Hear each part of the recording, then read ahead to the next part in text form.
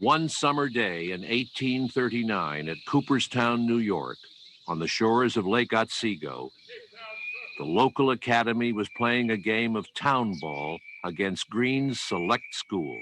The rules of town ball were so loose that every hit was fair, and boys sometimes ran headlong into one another.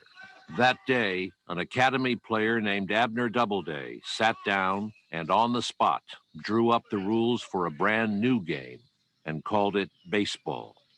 Abner Doubleday would eventually become a hero at the Battle of Gettysburg, and his game would become the national pastime, or so the legend has it. Take me out to the ball game. Take me out to the ground. Good morning.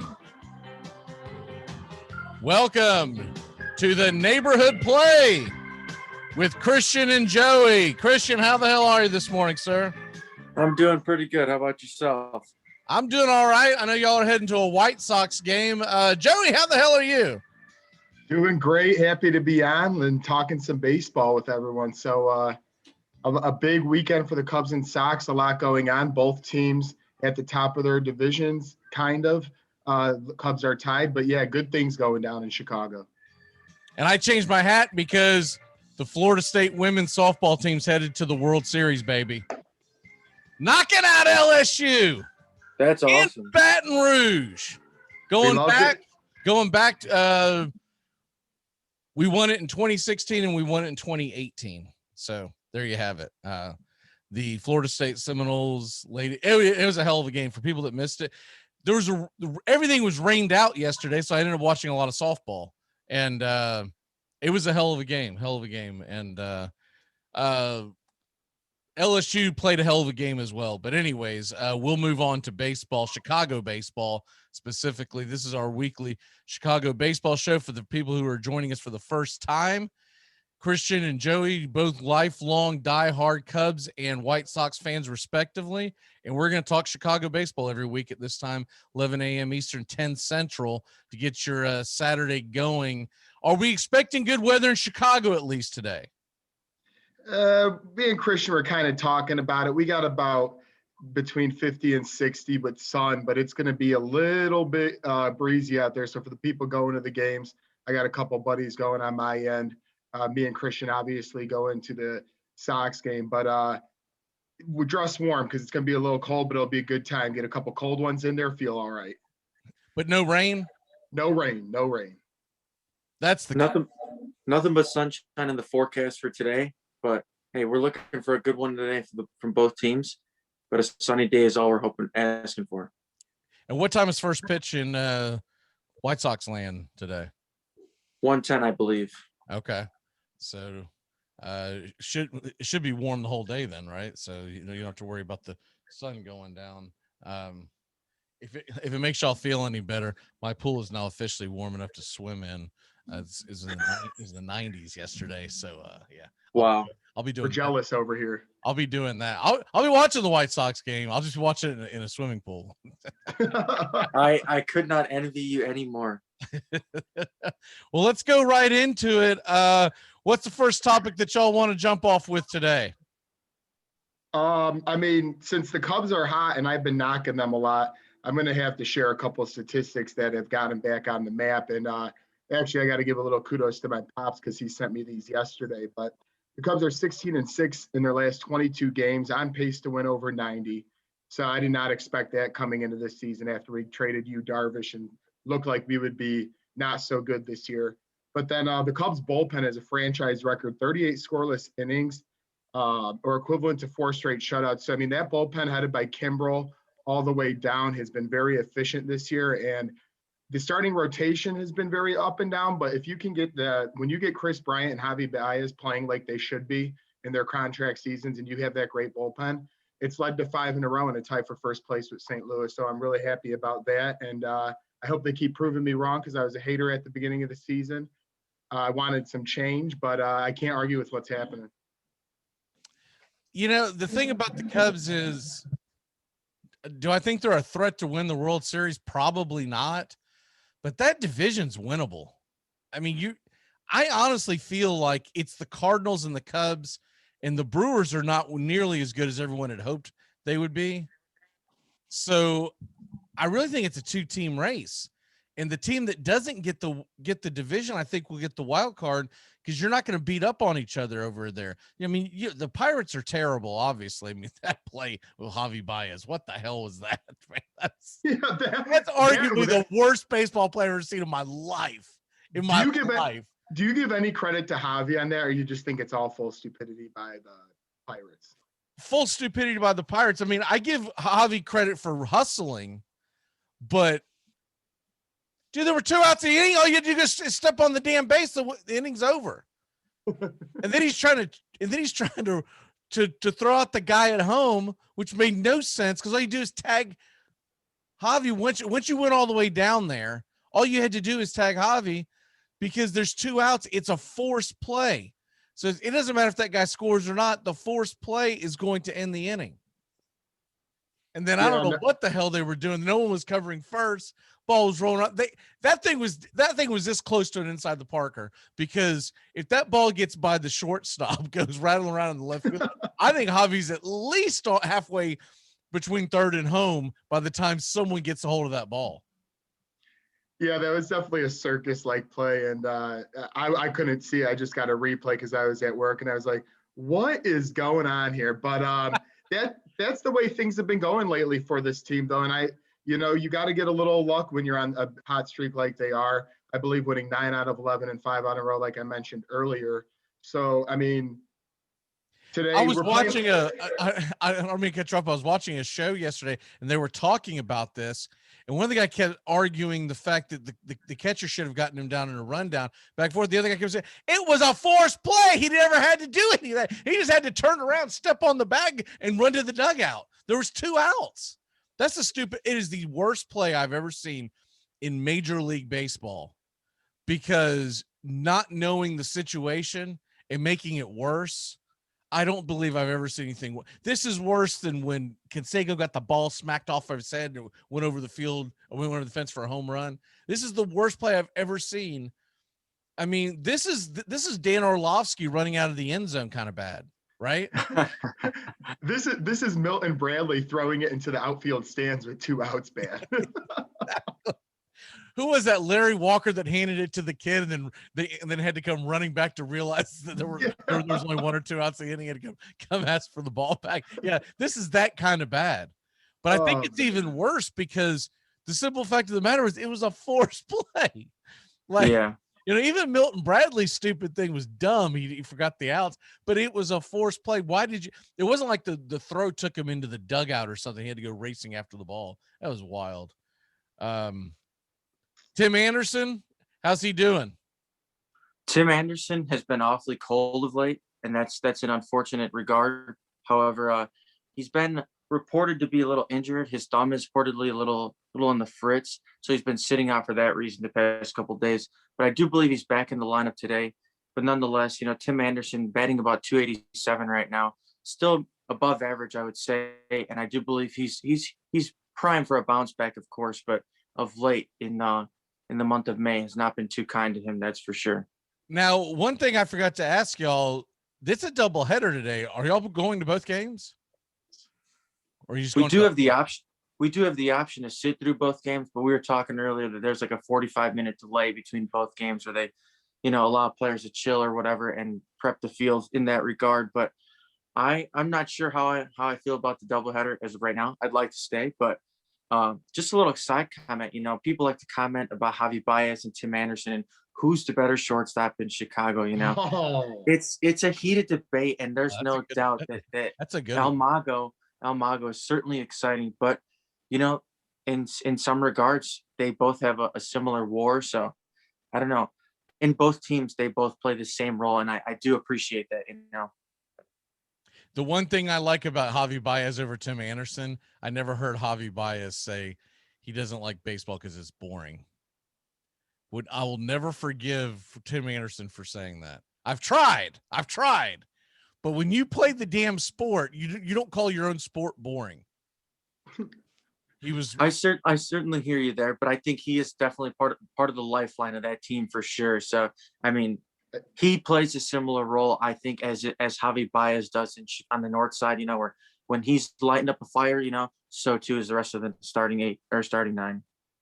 and I don't want to insult his intelligence, but if you think baseball is dull, you're probably one of the lowest common denominators. I'll just put that out there, because if you think baseball is dull, you don't understand the game. He plays baseball, so I don't understand him saying that. I know the man understands baseball, but anyways, I think it was a response to wanting more bat flips and all that kind of stuff, right? But you know, the bat flips are one thing and they're okay. I think this came out shortly after they got into it with the Royals a couple of years ago, if memory serves me correct, is when Anderson said that. And people are getting excited about the bat flips and I guess they don't flip bats as much, but the bravado that you're seeing from the Tatises and the Cuñas, et cetera, et cetera, et cetera. Don't you think it's time for baseball needs a villain for this? In other words, they need a pitchers that say, we're not going to allow that and bust more inside. It would bring more. I think more people would be on the side of the hitter, but it would bring more fun. Who's the pitcher y'all think would be the one? Because it's got to be someone good in their prime right now that has to go after him and say, enough is enough. Christian, I'll start with you. Who would be the one guy that you'd say, if that dude busts you inside, people would probably pay attention to the fact that they don't want to be shown up? I was thinking the first name that came to my mind was like a Clayton Kershaw, you know, a crafty veteran who's kind of like standing up for his own regard in that, and he's, you know, been an elite player for some time. So I think he would be somebody that would maybe send a message like that across. What about a younger player, though? Because I feel like if it's an older veteran, they're going to look at it as, oh, you're just old man, get off my lawn. What about a younger player that you're like, if that dude brought the heat? His teammate Trevor Bauer. I think that guy, he's got a little crazy. But he's been pro that. So yeah, he's been an advocate of pimping the game. I know, he's just crazy. He's just crazy. That's what I probably. It's got to be someone who's going to be young and someone who's going to have a following that would go, yeah, screw them. Go after them. It can't be a little dude like Stroman either, because someone's just going to palm him by the head and throw him up in the stand. It's got to be someone who's younger. I don't even have an answer. I'm just curious what y'all's take would be on it. I mean, if a DeGrom did, I think everyone would take notice. Oh yeah, no absolutely. Doubt DeGrom. I don't think that's his MO, but that would be great to see. I'd be fully on board as long as he didn't get injured. I'd be fully on board if DeGrom busted Acuna inside for his bravado. Being a Braves fan, I would still be like, all right, man, now we got some interesting stuff going on here. Flaherty came to mind a little bit too. I guess he's a really good young pitcher on the Cardinals. He was 8-0 before the White Sox game last week that I would, but he doesn't have that same pizzazz either. I'd have to sleep on that one, I think. All right. Well, fair enough. Moving on, I guess the next thing that we'll talk about is injuries building with the Cubs. Now, first of all, every team's hurt, but let's hear the Cub fan whine about it. Let's go ahead with this. I mean, when I put the injuries out there, I can't really complain too much because it's more of our bench guys. Matt Duffy is one of them. Jason Hayward, who personally, I don't even mind if he ever plays again. I think the lineup's more full without him. And I'm sick of seeing ground outs to second base. So I don't even really mind that one. But our young player, Nico Horner, he was really doing good at the top of our lineup, hitting over 300, had a few steals. He hasn't quite had the power numbers yet that you want to sometimes see. But from a middle infielder like him with Javi next to you don't really have to do that. He just has to get on base. And to see him flare up with that hammy, luckily, it seems a little more short-term than long-term. But that's the one that got me the most from last week. But I'm not going to sit here and cry. The White Sox have really good players on the DL, IL, like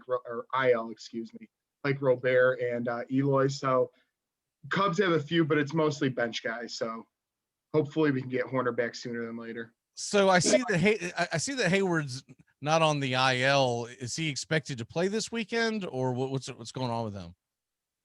I mean, I wouldn't even even if I assume he would be healthy, I would not. I personally would not have him in the lineup if you could put, Brian. I mean, Bryant. Talk about Chris Bryant. He's I just saw a stat on him the other day. He's played the most fielding positions ever for an MVP.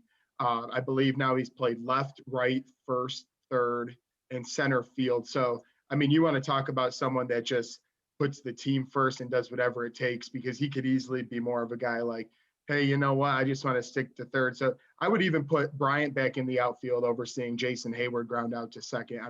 I'm over that whole thing. The best thing he did was give us a World Series speech that prone to help us in extras. And how true that really is, I don't even know. So I'm over him. I'm ready to see more of the young guys play. If it makes you feel any better, Jason Hayward is still locked in till the end of 2023, averaging about $22 million a year for the Cubs. That's probably why we got rid of Yu Darvish, and we really would love to. It is why.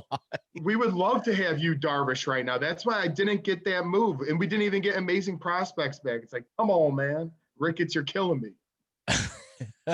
Of his $23.5 million that he's making this year, 23 of it is luxury tax salary. They're over the luxury. Oh, that was disgusting. Such terrible. I know they won the World Series in 16, the year they got him, right? But did he contribute that much to it? I mean, my God.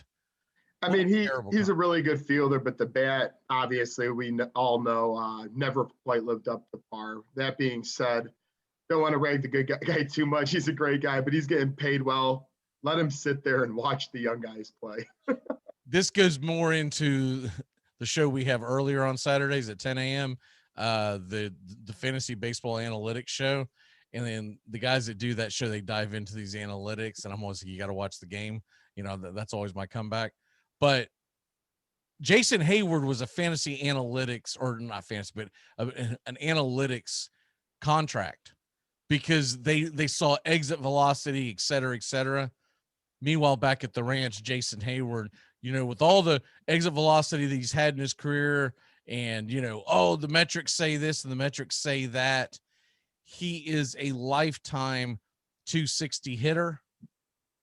And what's even worse is his sluggo is only 412 for a $180 million, $184 million contract. That's terrible. Terrible. I think, what's the most home runs he ever had? 27 in Atlanta. And then he's barely scraped. 2019, he had 21 with the Cubs. I didn't even realize that he actually hit that well that year. Almost every other year, he's been right at single digits or below. All right. Anyways, moving on from that, Dylan Cease, we actually talked about him quite a bit in the fantasy show today, because he's having such an incredible year. How about Dylan Cease? And what a trade rape did they give the Cubs that year with Quintana and Cease? And then, of course, Jimenez was in the trade as well. Thanks for reminding me. What say you, Christian, for that trade rape that you gave your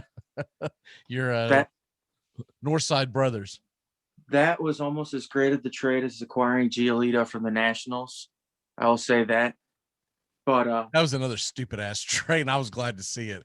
As someone who has to face the Nationals yearly, I was like, thank God they got him out of that damn, because they would have Strasburg, Scherzer, and Giolito. Thank God, because he had came up and pitched a few times. I thought he was untouchable. They traded him. I was like, what? For Adam Eaton? Yeah. Who's currently a White Sox? And yeah, it's come full circle now, right? So thank you, Washington, I suppose. But yeah, this trade in question, Dylan Cease, you know, he's been, I mean, last year, his previous years with the White Sox have always been in question. You know, he was really still in development, but this year he's coming full stride. You know, I think it's like 5 of his last 6 he's won, one of those being a shutout. So, I mean, he's just having an immaculate year, averaging like well over 6 strikeouts a game right now. This is just the crazy Dylan Cease from what we were used to in the past, where it's nothing but walk, 7 pitch counts. You know, it's just full circle for him as well. And I'm really happy he's coming into his own this year. Okay, so let's say the playoffs start today. who is your ace? Is it Rodon? I mean, that's a tough question to answer right now because our true ace in Giolito isn't pitching up to what we've been expected to. But right now, with Rodon pitching out of his mind, Lance Lynn being the workhorse he is, if my starting three would probably be Rodon, maybe Lance Lynn, and then a Giolito, and then if there's a game four necessary, probably Cease, and then after that, you've got quite a few options as to where you can Wow, go really? from there. Cease is your number 4? That's wild. Maybe third. I don't know. It's tough because their starting pitching has been great this year. Aside, like Giolito's had a few rocky starts, but he's bound for a successful year. So my opinion is with his prestige with the team at this point, he kind of deserves that top 3 spot at the very least. That's my opinion. That's wild to think that he would be so Lynn would be your, what, 2? I think so. Okay. Is that just from experience factor, or is that you legitimately have, because Cease has pitched so well, I'm surprised that he wouldn't be in the top 3. I agree, but with his lack of playoff experience, as you mentioned, it could work out well for them to have Lynn come and throw like 6-7 innings in a long game. That's huge in the playoffs. We need inning eaters. And really, though, the season could pan out much differently. But I'd like to hear your if you had to put it together, the rotation, what would your thoughts be? Well, I don't watch him as much, obviously, so I would tend to lean on what you're saying, but it seems like it's got to be Rodon. I believe his ERA is still below 2. So if it's and Lance Lynn has an ERA of 1.5. So I mean, this is a tough one to put together. There's a lot of options. I think I would have Cease above Giolito right now is my thing, because I do watch a lot of Giolito games because I have a couple of stakes of him in fantasy, and he's got an ERA above 4, and Cease is sitting below 3. That's my reasoning. But I see what you're saying. If you've got to go Rodon and Lynn, or is it Lynn, or is Lynn the one because of his experience, and the fans are like, you spend that much damn money on him, he might as well be the one spot. But let's say you go Lynn and Rodon, regardless, however you want to go. The third guy, right now it's Cease, but now obviously by the end of the year it could be a totally different answer. But to me, it's Cease because I'm too fearful of the Giolito that shows up in, like, especially if they're playing the Red Sox, because when he imploded in Boston, I'm not sticking his ass out there if the series is tied 1-1 or down 0-2 and I'm in Boston. Hell no. I don't want Giolito out there with my life on the line. And if I do, Dylan Cease is in the bullpen warming up, like during the national anthem. Like, you just be ready to go. If the first sign of 1 inning, 8 earned runs, or 7 earned runs that day, we're getting him the hell out of there. But he also has the ability, at Minnesota, what was it, 8 innings, 11 Ks the other day. He's really, really good, but he'll throw that donut up there, or that crooked number up there that in the earned run column that scares the hell out of you. So I think I would go Cease. What about the Cubs? If the Cubs are in the playoffs today, oh man, it's whoever they trade for in July. Yeah, I mean, well, a little news. Cubs reporter Bruce Levine reported yesterday that they'll actually be buyers. If things stay as is and they stay within a couple of games, they will actually buy, which I'm really glad to hear, because I thought we were going to sell off a bunch of pieces, but it's been that good, so I can't really complain. They're going to make a trade for John Lester. Yeah. Washington's going to be out of it.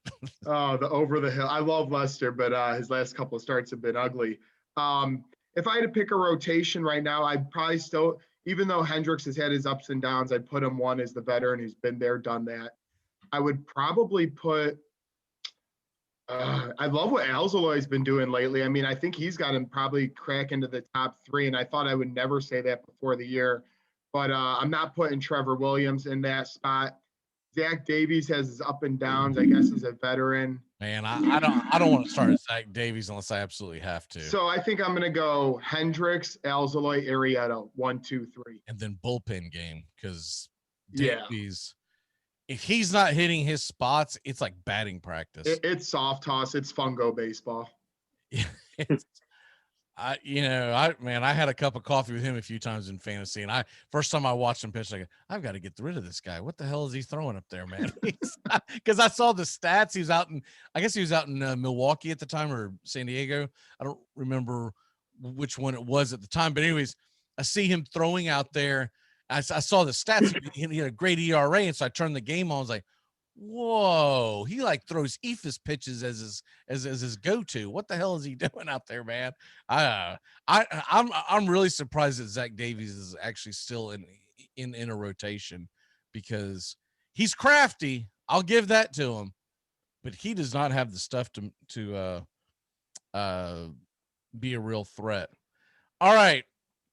The next one that we have up here is LaRussa utilizing his bullpen effectively? Yeah, so my thoughts on this are pretty simple. I'm afraid that Tony is kind of mixing around his bullpen a little too much when he needs to kind of stick to what he knows. Hendricks should be primarily our save guy and nothing more. He shouldn't be coming in in non-save situations, especially in extra inning games. I feel like there's really nothing for him to gain in that situation. To me, you save him for the ninth inning when it's a win situation and nothing more. Other than that, I'd like to see more of the younger guys in Cody Hoyer and Garrett Crochet. Crochet's easy 100-mile-an-hour fastball thrower, so maybe see him more in some late inning situations would be nice, because he can really let the ball go, and I think maybe he's been a little underutilized to this point. So you weren't able to make the show last week, and what is your take on the whole debacle with him not having Mercedes back in the whole swinging on the 3-0 pitch? My take on it is, I think Tony is going to be stuck in his old baseball ways no matter what. And there's truth to that, that in that late of a game, there's no need to swing on a 3-0 pitch. But from the opposite end of the token, with Yermin's contract, he makes coin off every home run he hits and then some this season. So I could see why he wanted to swing at that pitch.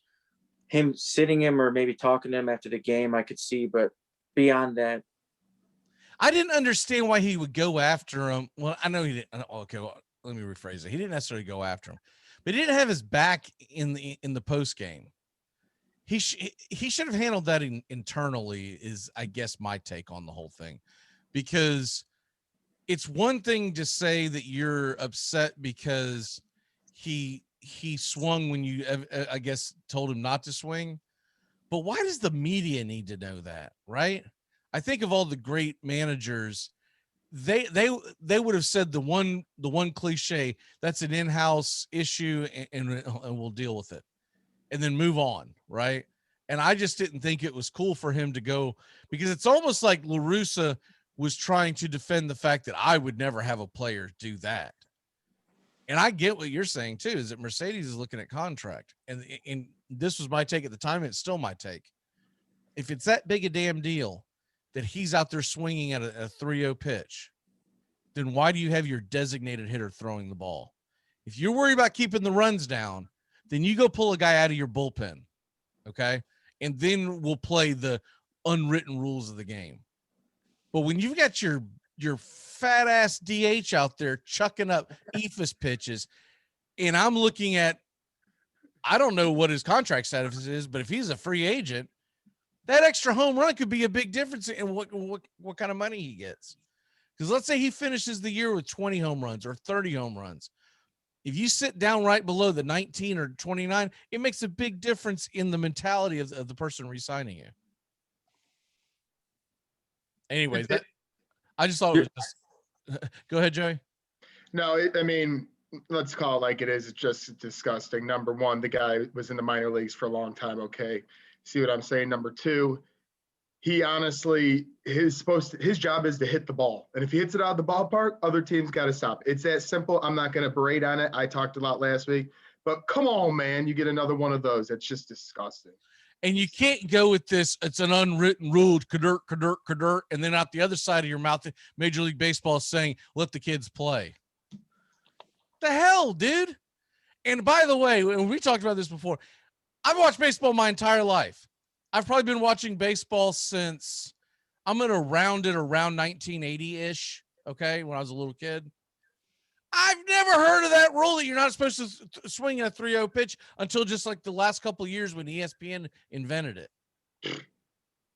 Brutal. The term was always dead red. He's sitting dead red on the fastball because it's 3-0 count. And I don't want to hear because it's a huge lead. Once again, if he had a legitimate pitcher in there and you're saying don't swing at it because you're kind of being an ass and then we're trying to get out of the game, okay, because you're trying to not wear out your bullpen arms. I kind of would have understand that. I still wouldn't support it, but I understand it. But I'll tell you this, Pete Rose was quoted as saying this towards the end of his career. They asked him about him getting his 4,000 and whatever hits, 4,200, whatever it was.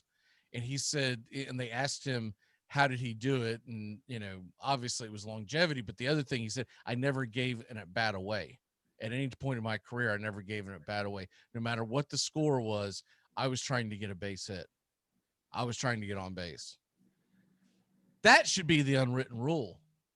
Anyways, we'll move on from that. Joey. Yes, sir. Going to Sunday game. The best seats baseball has to offer. Well, and is this blasphemy, by the way, because Christian's taking you to a White Sox game today.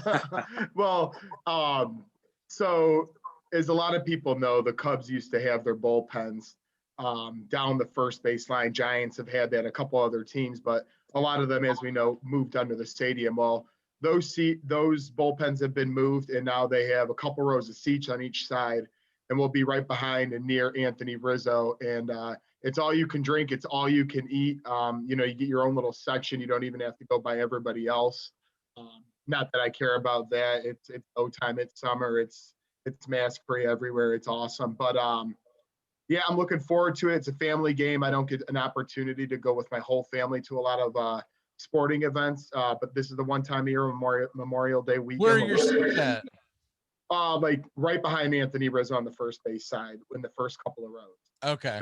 So like literally my buddy sat there a few weeks ago and he was yelling at Todd Frazier, and Anthony Rizzo was like, dude, give this old man a break. You've been heckling him all game. So that's literally how close it is. And like I said, it's a fun experience. All you can drink, all you can eat. You get in down under with your own stuff. It's going to be a good time. So I got a lot of Cubs and Sox baseball and in my near future. Do you go to the cheap seats, the bleacher bums? Oh yeah. Okay. Which do you prefer? If you're not with your family, which would you prefer, sitting on the first base side or sitting up in the bleachers?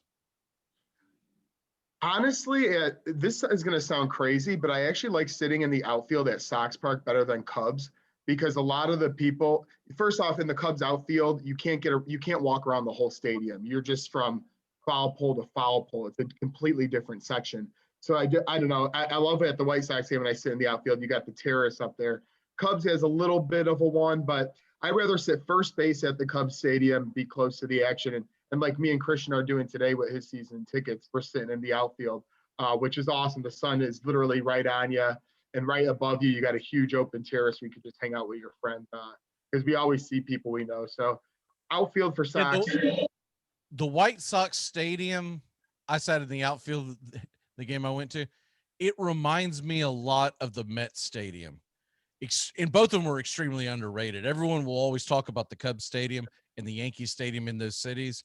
But I think structurally, and if you didn't have any allegiance to a team, I think the White Sox actually have a better stadium, just like I think the Mets actually have a better stadium. Now, the Yankees stadium is a little different because it's got some things in there that the Mets stadium just didn't think to have. And so there's some cool things, but as far as sitting in, When I was at the Mets games, the seats were comfortable. When I was at the Yankees games, do they jam you in there like sardines? And so just food for thought. If you're ever in New York and you're going to a ball game, don't believe the hype. The Mets stadium is actually pretty damn nice. Well, and I mean, It's I a feel better you game. on the crowded part. That's what they do at Wrigley bleachers too, which is Yeah, cramped. Wrigley bleachers always looks like they're sitting on top of each other. That can't be very COVID safe in the end. It's basically a drinking party in the outfield. Yeah, drinking. Marlins Cubs game 2011, I think it was. Is I was out there in the out. Now it was during the weekday, so it wasn't quite as packed, but I could see where it could get out of hand. I was like, man, this is not. It was a really high scoring game. Both teams like basically just gave up on the game, and I forget the final score, but it was like something like 14-11 or something like that. It was a fun game to be at. But as we come up on the end of this, are y'all ready to play a little pepper? Let's do it. Let's do it. All right. Food of choice for Wrigley. Joey.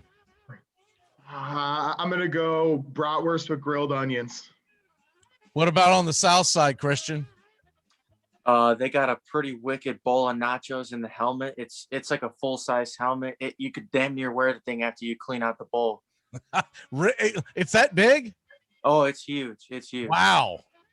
I had a friend years ago that would always, well, we're still friends. We just don't live in the same area, but you know, you go to the gas station and they have the nacho chips sitting in the plastic, and then you're supposed to open the chips and you put them in, and then you're supposed to pump the cheese. Well, she would take the chips out and pump the nacho cheese full of cheese. Just like it would weigh like a brick. She would, call herself basically beating the system. And then one time her and her boyfriend got into it, and he threw the nachos over the balcony of the apartment they were living. Oh boy. Watch out below. Yeah. Oh my God. It was one of the funniest and most terrifying arguments I've ever been in the middle of trying to break it up, because they're both hammered drunk. They both came to the bar. She did it. And he yanks it over the balcony. She goes, "What are you doing?" He goes, "You're too fat." Oh. Boom, the fireworks began. But anyways, that's more for Armchair After Dark kind of talk. Okay, anyways, we'll move on from that. What's the best Cubs bar to go to, or either go before or after the game, or maybe watch the game? For after, I would definitely go to a bar named Deuces. It's got a great atmosphere, and upstairs and a downstairs. Nice dance area floor. A lot of fans flood the one street after games because they kind of do it more like the Red Sox now. They don't really have a lot of traffic right around the stadium. They kind of block off the sections around. So it's a better atmosphere to pregame it. If you're going to go during the game, you can never go wrong with Sluggers. That's just an old school classic. It looks like that has that old fashioned feel to it, kind of like Wrigley Field still does. But Sluggers, Deuces for partying after. And then, there's a lot, to be honest, there's a lot of good bars around there. You could go bar hop bar. It's different than the White Sox. That's where I will say, I think outside of the stadium, Wrigley is the place to be. And inside the White Sox stadium is the place to be, because I think the food's better. But you can't beat the atmosphere around Wrigley Field. Christian, best White Sox bar to go to before, after, during? I will say that the one experience that's nice at the Cell is in right field, they have what's called the Goose Island Terrace, and you can actually get seats over there where you're sitting on like patio furniture and like couches and whatnot, and you get like full service bar and whatnot and waitresses. It's a really nice experience if you can ever get tickets to there. Super cozy and great home run territory, and actually you're right near the away bullpen, so you can get watch pitchers warm up too. It's a pretty neat area of the ballpark to get a seat to. Atlanta's got that in the right field corner.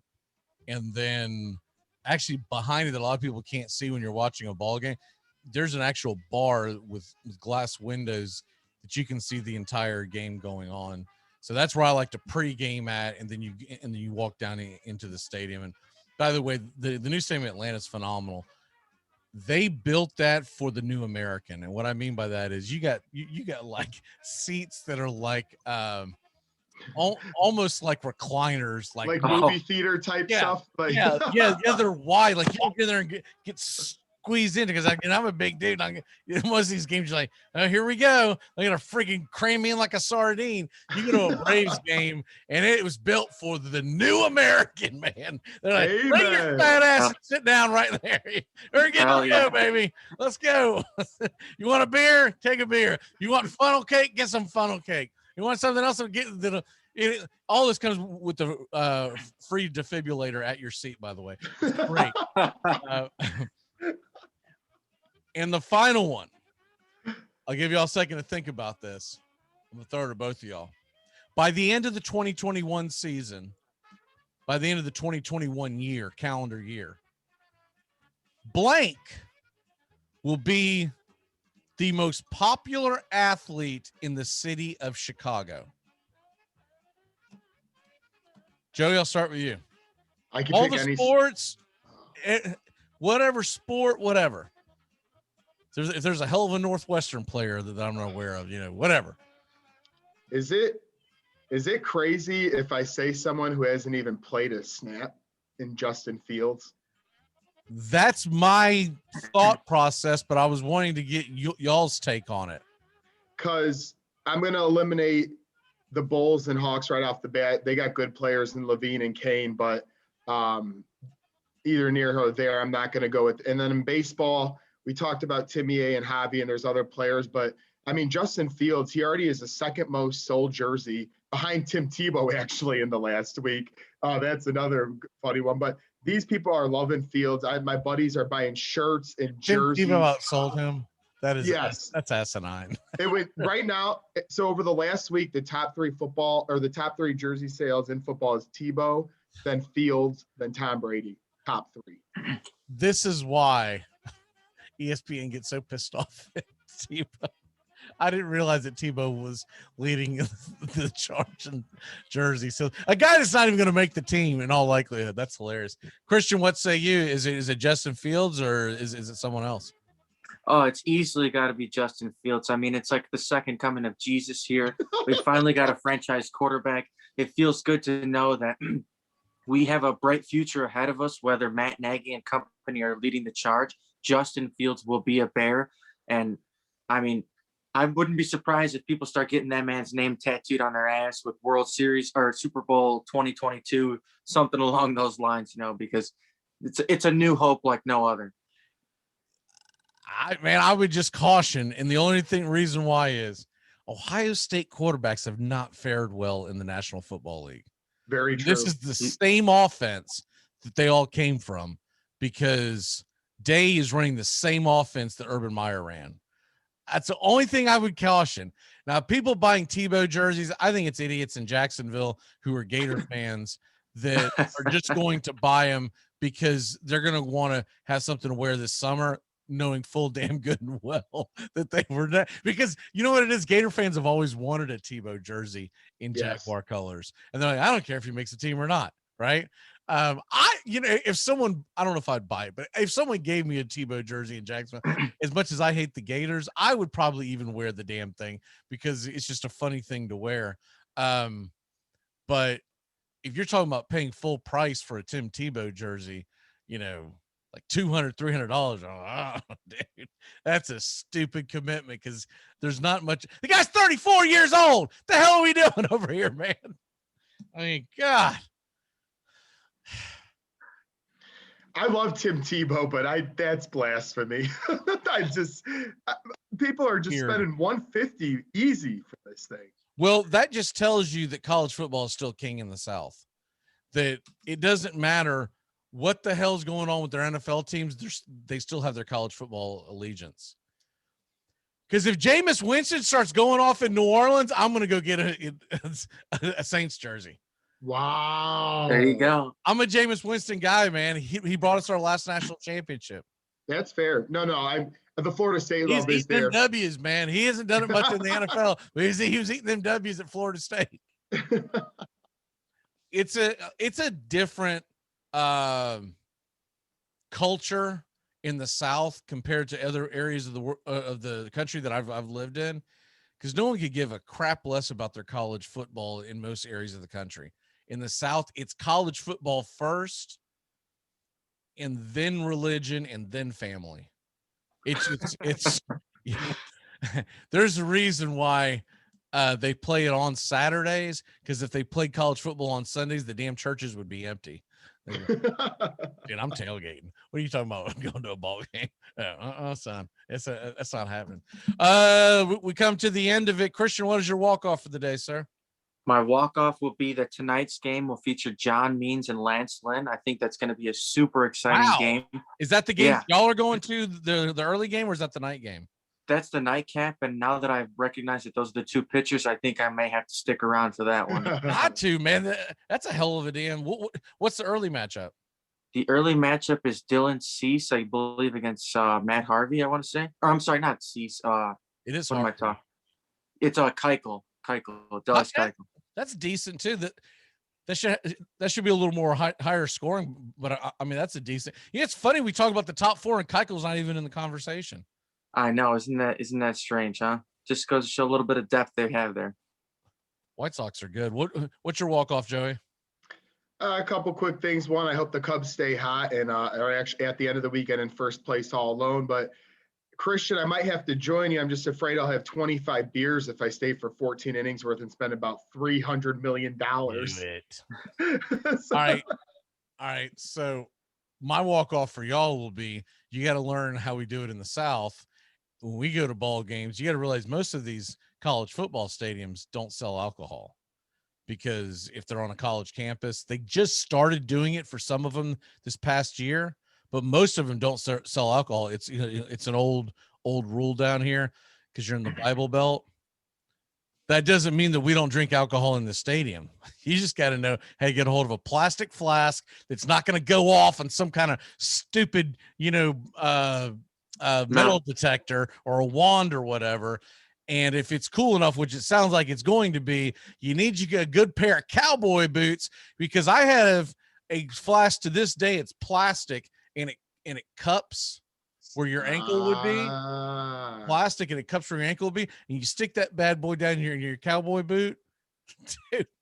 Dude, they even if they pat you, they think it's your ankle. It's awesome. When I buy a double whiskey for $15, that's hurting when I hear something like that. I got to get a little smarter. Yeah. And so what I do is I bring it in. I'll buy my whiskey and Coke or sometimes just a Coke, and then glug, glug, glug, just keep making it. Now, make sure you don't drive afterwards, or No. Or, do what I did for years before I got married. Make sure you don't go home with the fat chick, because, she's buying you beers.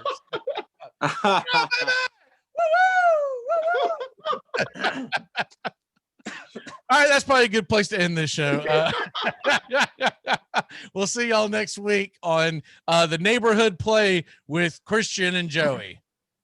Oh, man. Take me out to the bar.